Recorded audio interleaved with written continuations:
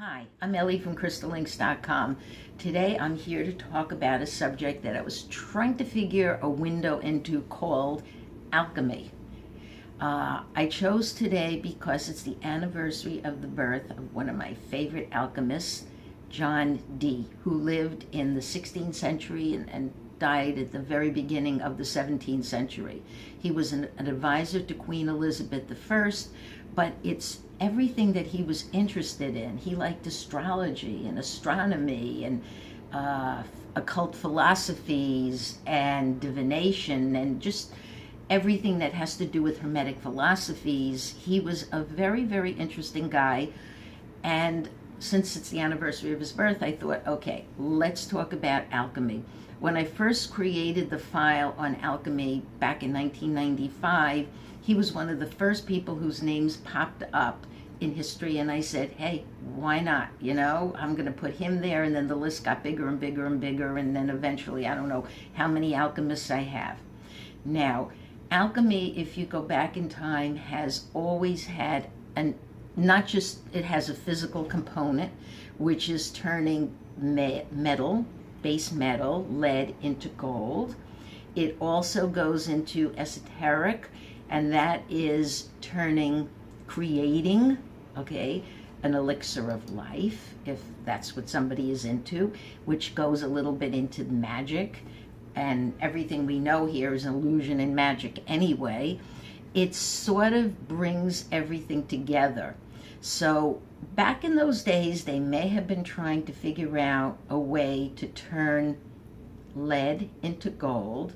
And gold, of course, takes us back to the Sumerians and Zecharia Sitchin's theory that ancient aliens came here.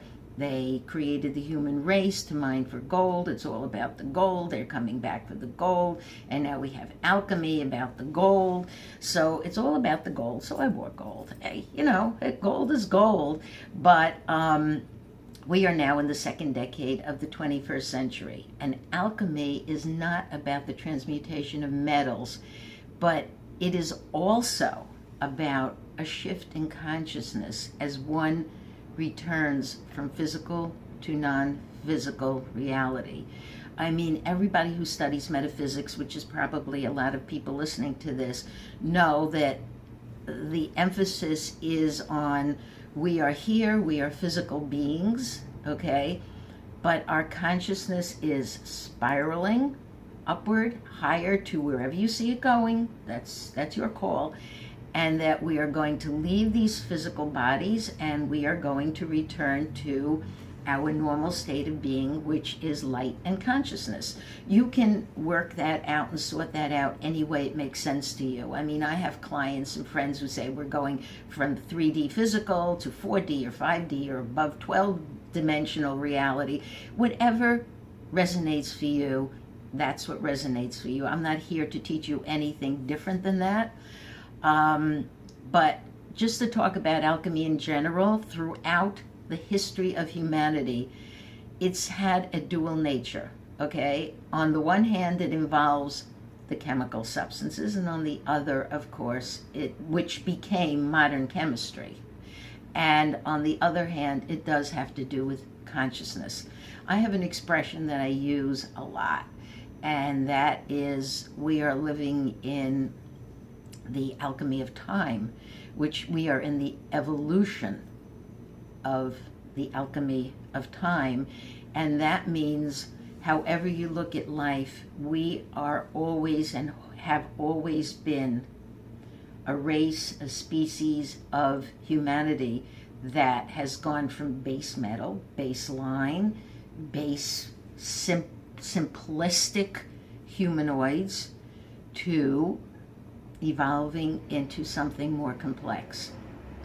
I mean, to say that we are an evolved species, we really should be far more evolved than we are. Our science and technologies are evolving. Alchemy has brought us into, mixing the magic and the illusion and technologies of today into where we are right now. Throw in some aliens, throw in some whatever mythologies that you consider part of the alchemical picture. It's whatever you need to believe, whatever you've read about, whatever you've taught. I am a person that everybody is coming back to the same, let's look at it like an Ouroboros, which is part of alchemy. We're all coming back to the same space from which this hologram or simulation began. And you can call it alchemy, you can call it science, you can call it magic. I like the word magic because many of the alchemists were magic, or they pretended to use magic. But at the end of the day, it's your consciousness, okay? Your consciousness and your mind is having an experience here, this lifetime, these bodies, okay? But it's also having experiences elsewhere. That's the alchemy of time and consciousness. It's experiencing many different things on many different levels. I guess most of you kind of have a concept of that. In the alchemy of time, we go back to there is a beginning, so, ergo there is an end. When that's coming, it's when your consciousness allows you to understand the alchemy of that change. Some of us feel it soon, some of us say maybe 100 years or something like that, and they look around and they say all these different things and why they really don't want us to evolve back into that which we came from. You can't stop it. It's a rhythm, it's a wave, it's everything that you've ever learned about in science, in pseudoscience. Alchemy really is important in you understanding that consciousness is evolving. When I looked at my files this morning and it became an index, it took me back, as I looked at the list, to one of the most important files, or most popular files, I should say, on Crystal Links, and that is the Emerald Tablets of Thoth. Thoth, however you pronounce it, Thoth, who was Hermes, which goes to Hermes Trismegistus, I said that wrong too, and Trismegistus, got it, and the magic and the illusion of it all. People seem to really navigate to the Emerald Tablets. Some of them see it going back to another, perhaps mythological civilization called Atlantis. They take it in many different directions. It's the as is above, so is below concept, but it just is one of the most awakening files. And it also comes from the original files in 1995, but it's something about that awakens people. You can go back to Egyptian alchemy and alchemy in every civilization, because Thoth goes to Egypt, but he also goes to all the civilizations, because it's one character who played all the roles. You didn't know that. And then, even if you look at more modern famous characters that shaped reality, if you're looking at someone like the mythology of Jesus, whether it's real or not, I'm not arguing religion, you must believe what you're programmed to, but that also has an alchemical evolution to it as to what actually happened to him, how it happened, what happened, where did he go. Some fewer and fewer nowadays believe, okay, he's going to return. Maybe it's a metaphor. Maybe it's us who are doing the returning as we return to consciousness.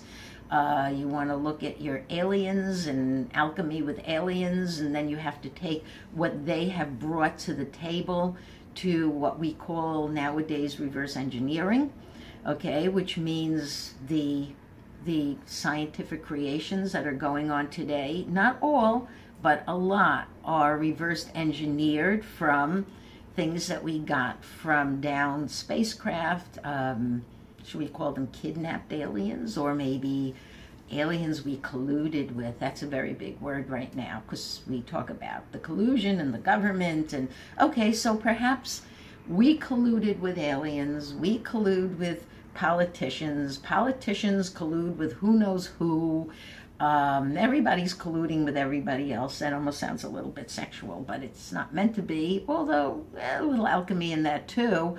But all and everything, even psychology, even the theories of Carl Jung, they all seem to have an alchemical, magical, illusionary base to them that just say, well, here we are, we got here. Our consciousness spirals, okay? It's the Fibonacci spiral that you see iconic. It's an icon that you find everywhere in nature and everywhere on pictograms, everywhere. It's all over, everywhere on the planet. Everything follows a specific pattern, a specific design. Reality itself is math and science. It's an algorithm. It's alchemy in an algorithmic form. You are an algorithm. You are part of this alchemical process of evolution. We're all living it. We're all following the patterns. When you look at life, it's all very predictable. Everything that people do, the whole way we're going. Science is going to continue to evolve, whether our current president, Donald Trump, kind of hampers a lot of the research, whether the minds of the people coming up now, let's say we're at college and above, okay, I think they're called the Z generation. Maybe Z means the end, but all of their minds are so much more advanced. Photographic memories everywhere. Seeing things, networking in their minds, seeing things in ways that people in my age group, I'm 74, we never saw things that way. Our minds weren't programmed to. But these people have great abilities. Their minds are alchemically different than mine and perhaps yours. I don't know how old you are. So there's a lot to alchemy. Alchemy is the elixir of life, is we're going to live on forever and ever and ever, is a metaphor for we are going to evolve back into consciousness and light. So yeah, I guess alchemy in that regard is, we can look at it that way as an esoteric study for those who like that. We're all here programmed differently. We all take different routes, however you want to look at everything in our lifetime. Some people are not programmed to be students. Some are just programmed to just live their life and find their way that way. Others are programmed to be students forever. I feel like a forever student. I'm forever learning something new. I go to the internet every day, and though I try to avoid politics, like no, not again, but I'm always looking for something new, something that helps me put the pieces together. My brain seems to be good at time travel, which I can do like this. It seems to be good at several other things linked to time travel, but it's also very good at putting pieces of a puzzle together. So that's my skill, I guess. That's my alchemical skill. You have yours, I have mine. I'm not a rocket scientist. I really never desired to be, but I consider myself sort of like an architect, maybe of crystal links, maybe of something else. But getting back to alchemy, it started from the very beginning, the very first part of the creation of this universal hologram. That's where it all started. And these changes, be they based on consciousness or something more physical, they're there. They've always been there. We've examined them. If you're an alchemist, a metaphysician, or chemist, whoever you are